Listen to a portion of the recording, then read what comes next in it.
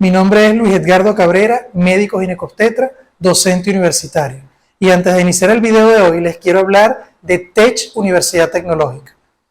Es la mayor universidad digital a nivel mundial, clases 100% online, que permiten, por supuesto, tener una flexibilidad a la hora de poder tomar algún curso. Cuenta con más de 6.000 docentes certificados, ya sean docentes asociados, agregados, titulares, docentes colaboradores, catedráticos, que le dan un realce a cada una de las ofertas de los cursos que ofrece.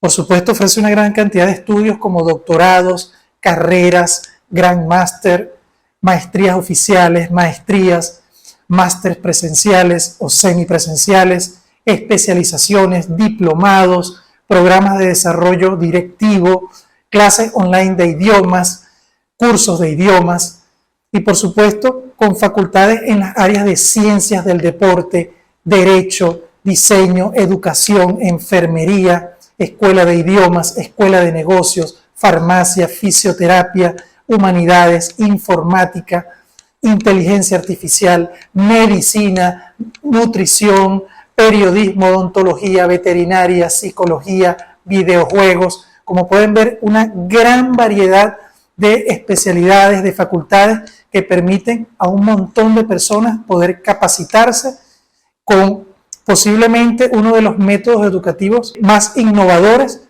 desde el punto de vista online, que permiten una enseñanza dinámica, amena, con una alta tasa de empleabilidad a la hora de terminar el curso, de hasta un 99%.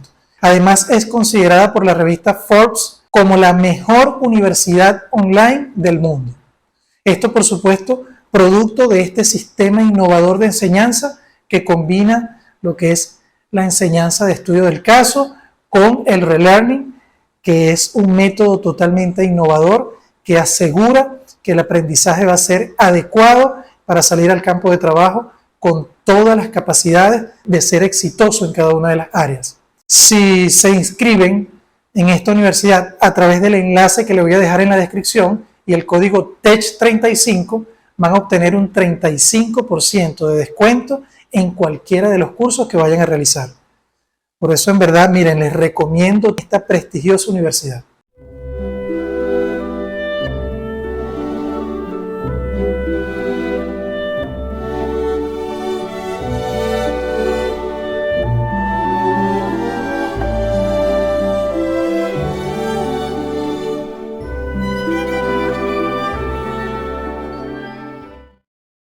Yo quiero que esto le quede a ustedes, miren, que no se guíen por los valores normales de referencia que salen en los laboratorios. No se guíen por allí, porque eso lo que puede hacer es que cometan errores. Miren, la glicemia, entonces hay pacientes que, no, pero me dijeron que la glicemia estaba bien, entonces tienen 95, 97, entonces después más nunca se hicieron nada, inclusive por encima de 100 y no se hicieron nada.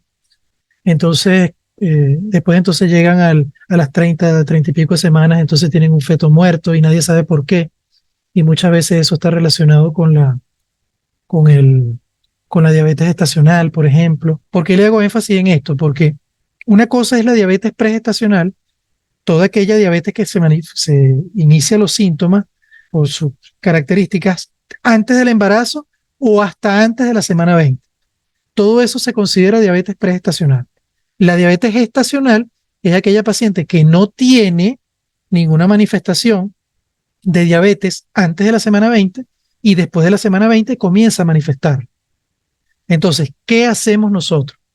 Si usted hace la glicemia en ayuna y tiene 92 o más, esa es una paciente que usted debe repetirle la glicemia.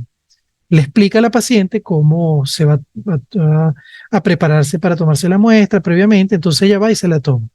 Si el valor es similar o superior, entonces esta es una paciente que se le debe hacer despistaje con hemoglobina glicosilada. Si la hemoglobina glicosilada sale mayor de 6,5, esta es una paciente con diabetes pregestacional y ya usted tiene que referirla al endocrinólogo o el internista diabetólogo que le haga un diagnóstico definitivo para un manejo. ¿Ok? Entonces, generalmente el manejo puede ser desde la utilización de insulina cristalina o insulina NPH, dependiendo pero actualmente se está manejando mucho con hipoglicemiantes orales, que antes no se hacía, pero ya se sabe que la metformina, por ejemplo, no tiene efectos adversos sobre el feto, o muy pocos, o los estudios no revelan nada importante, entonces se ha comenzado a usar. Pero si la paciente, usted le hace esta evaluación y no tiene el valor, entonces esta es una paciente que usted debe, y en conjunto esa paciente, si tiene otros factores de riesgo, por ejemplo, obesidad, principalmente un índice de masa corporal mayor de 30, por ejemplo, con una glicemia que estuvo un poquito alta, después salió normal, esa es una paciente que se le debe hacer despistaje de diabetes gestacional. ¿Cómo se hace eso? Bueno, llamado el test de O'Sullivan, que se realiza entre la semana 24 a 28, en ese lapso de tiempo, que es lo que se llama la prueba de tolerancia oral a la glucosa. Y esta prueba nos va a permitir hacer diagnóstico que pueda entonces poder manejar a una paciente de la mejor forma posible en función si tiene diabetes gestacional o no. Pero su misión es alertar a esa paciente y saber que entre la semana 24 y 28 usted le va a hacer la prueba de tolerancia oral a la glucosa. Eso es muy importante. ¿Ve? Y son factores de riesgo, por ejemplo, antecedentes familiares de diabetes, más nada, antecedentes familiares de diabetes, embarazos anteriores con partos macrosómicos.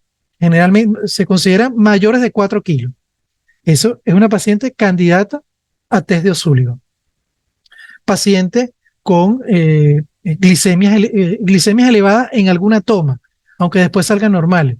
Esa es una paciente candidata al test de O'Sullivan. Obesidad, inclusive la dieta, y usted le interroga a la paciente, hay una dieta rica en carbohidratos refinados, es una paciente candidata al test de O'Sullivan. Entonces, una vez que se descarta, bueno, la conducta se tomará, ya sea una paciente que ustedes tienen que referir a ya una consulta de alto riesgo obstétrico, pues ya se escaparía de sus manos. Pero es muy importante que ustedes establezcan eso. ¿Alguna duda, pregunta? Doctor, respecto al despistaje de diabetes gestacional, yo lo que había leído era las 25 semanas y yo por lo menos en mi control prenatal a todas las embarazadas, cuando tienen esa cita alrededor de esa semana, les indico la glicemia en ayunas y la glicemia postprandial. Y claro, ve lo siguiente, lo que pasa es que vamos a decir, el manejo metabólico es distinto y vamos a decir, vamos a ponerlo así, el despistaje de diabetes pregestacional se hace con una glicemia en ayuna, pero el despistaje de diabetes gestacional se hace con prueba de tolerancia oral, no con glicemia en ayuna. Ahí se te pueden escapar un montón de pacientes, porque el problema que pasa es que en ayuna posiblemente la paciente pueda manejar una cifra, vamos a decir, más o menos normal, qué sé yo. Pero cuando usted la somete a la prueba, entonces allí es donde está el problema. ¿Qué pasa? Que usted puede conseguir, tú haces esa práctica que haces normalmente y vas a conseguir algunas con la glicemia alta. Y usted dice, bueno, esta es una paciente con diabetes gestacional. Pero ¿qué pasa? Que te puedes conseguir una paciente con la glicemia normal, pero que también tiene una diabetes gestacional.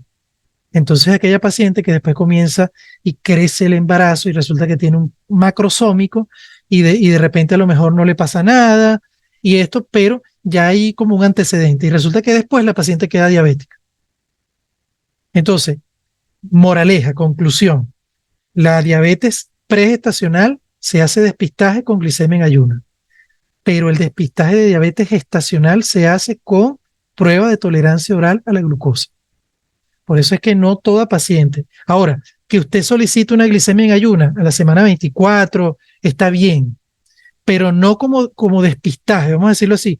No es que usted le va a hacer una glicemia en ayuna a la paciente sin factores, o sea, vamos a decirlo, que tenga factores de riesgo. No, a esa de factores de riesgo usted le va a hacer test de O'Sullivan. Si la paciente al resto usted le hace la glicemia en ayuna y algunas de ellas sale con la glicemia alta, usted le hace prueba de tolerancia oral a esa que le salió la glicemia alta. ¿Ok? Pero lo que no puedes es utilizar solamente la glicemia como despistaje porque se te van a escapar un montón de pacientes. Yo en esa semana les indico siempre la en ayunas y la postprandial, que yo les explico que le van a tomar la glicemia nuevamente a las 2 horas después de haber comido y todo esto. Pero aquí, por lo menos en Puerto Ordaz, bueno, la verdad no sé en qué laboratorios realizan la prueba con los 75 gramos de glucosa En y todo esto. cualquiera. En Porque cualquiera. normalmente ellos van a un laboratorio y generalmente les dicen es como que le toman la muestra de glicemia en ayunas, después ellas desayunan y Sí, no, después eso les no es toman así. la otra muestra. Eso tiene que Pero ser controlado. El problema es que el desayuno ujú, puede tener, generalmente tienes una carga baja, porque lo que pasa es que esa es una carga alta y eso los laboratorios no les gusta porque la paciente, ellos dicen, consideran que la paciente puede hacer, se puede marear, se puede desvanecer, puede tener problemas, que ese estudio no se debe hacer, pero eso no es así. Eso no es así y eso tiene que controlarse. Por eso es que la carga, hay en algunos protocolos que contemplan 50 gramos y en otros 75 y eso tiene su protocolo para cada uno. Pero no tiene por qué producir ningún problema en la paciente.